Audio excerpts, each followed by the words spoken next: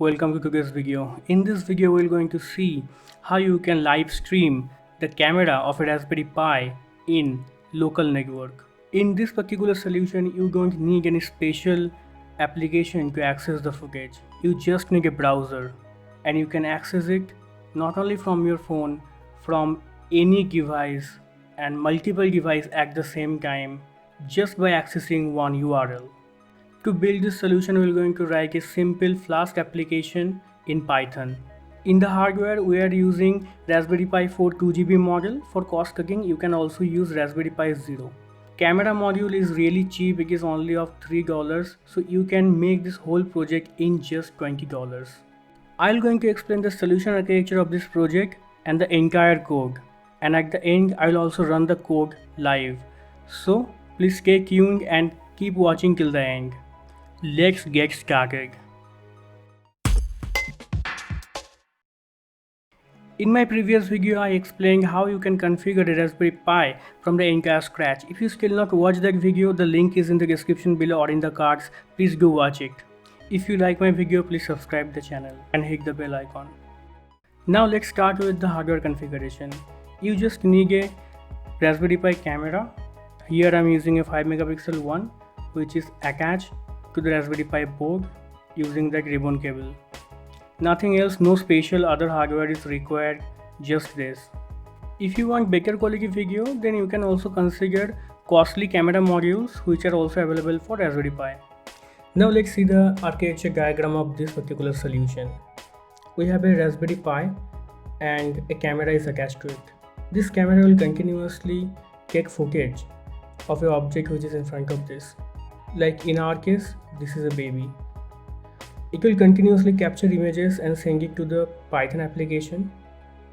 And this Python application have two threads. One thread will capture the footage continuously and another thread will cast the footage in a web page. So once this particular service is running in the Raspberry Pi, which is acting as a server here and also connected to the Wi-Fi network, if other devices are also connected in the same Wi-Fi network, they can access the footage of the baby using the IP address of the Raspberry Pi and the port on which this particular Flask application is running. So this is about the architecture. Now let's see how this particular segment of web application is working in the code. Now let's see the real action, the code. This particular code is uploaded in the Git repository and the link is in the description below. You can check it from there. This is only one file of code, nothing much. I did not make this in a different modules for simplicity. So this is just one particular file, and if I execute this file, then all of those stuff which I already shown you will gonna happen. Just 66 line of code, and this is a multi-threaded application as well. Let's see what we use here. Normal imports, and I'm going to talk about this in a bit when we're going to use these things. Two global variables are there. One is the current image. So as the camera is continuously capturing the image, the current image of the latest capture will be assigned in this particular object. So we're going to use this object to get the current image and store it until the next image comes. This thread lock object will going to help us to sync between those two threads. Now this vs is equal to video stream on.start. This will start our camera. Here SRC0 is the default camera of my computer, and if you are using onboard Raspberry Pi camera, then you should use this. Use PiCam 1. So now we are giving a bit of sleep just to ensure the camera starts capturing it. Next, we are building one app object of Flask application. So this object will be used to host the web application. Now I will directly jump to the main function, and from here I will go to the other methods. Here basically I did some argument parsing. If you're sending something from command line, you can do the parsing of the argument from here. By default, it is taking the IP as 0.0.0.0, which means this web application will be start in the local host, and the default port is 8000. If you pass some argument from the command line, then you can give your custom ports as well, but just make sure that your port is not occupied by any other program. Next, we are declaring two threads, here and here. The first thread is to capture the video, and the next thread is to show the captured images in the web page.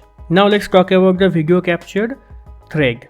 Here you can see the target function is video rig, which is defined here. So whenever this thread will be initiated, this particular function will start running. It is taking the video stream object from the global scope, also the current image and log object. And this is an infinite loop. As you can see, it is a while true. It is capturing the thread log, and after that this video stream.rig will capture the image, and the current image will be stored in this current image object. So that's it here, nothing else. It is very simple. So the next thread is the web application thread, and here the object which is running is app. So in my case, I have only one route to this Flask application, that is /. This means if from any browser in the network, if I access the web page using the IP address and the port, this particular function will be invoked. When this will be invoked, it will give a response in return. And what is the response? The response is the return of generate function. Now let's see what is inside the generate function. Here the generate function is defined. It is taking the global scope of current image and lock. This is also an infinite loop. It is also capturing the lock of the thread, and after that it is checking the current image is available or not. If it is not available, then it will continue, means it will not do anything else but go back to the loop. If the current image is there, then it will do the next step. Now this cv2.im encode will take the current image and the encoding, that is JPG in this case, and it will return the encoded image and a flag. This flag represents that the encoding is true or false, means it is encoded or not. If it is not properly encoded, then this check will ensure that nothing else will happen and this loop will continue from here. If the encoding is done, encoding is proper, we have the encoded image, then we are yielding the encoded image as a byte array as a response, and this particular response is given back to the web page. So once this is done, we will be able to see the footage in the web page from any device. Now let's run the code. I'm copying the code and I have to log into the Raspberry Pi.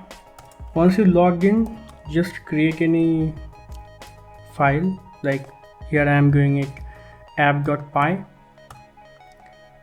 Get into the insert mode and paste the code. I'm saving the code. Okay, now we have to run the code. So for that I will use Python 3, then app.py. That's it. And this will not work because it will complain that I don't have export. This is a problem with the Raspberry Pi. Port LD preload this path, and after that if I run it, then this should work. Yeah. And if I move to a browser and I open 192.168.1.12 and then port 8000, you can see the footage of the Gagpool. If I put my finger in front of this, you can see this live, right? So this is it guys, thanks for watching, consider subscribing. These videos took a lot of time to build, and if you appreciate my work, please share this as well. This will definitely going to motivate me. I really appreciate your time. Bye bye for today. We'll see you in the next video.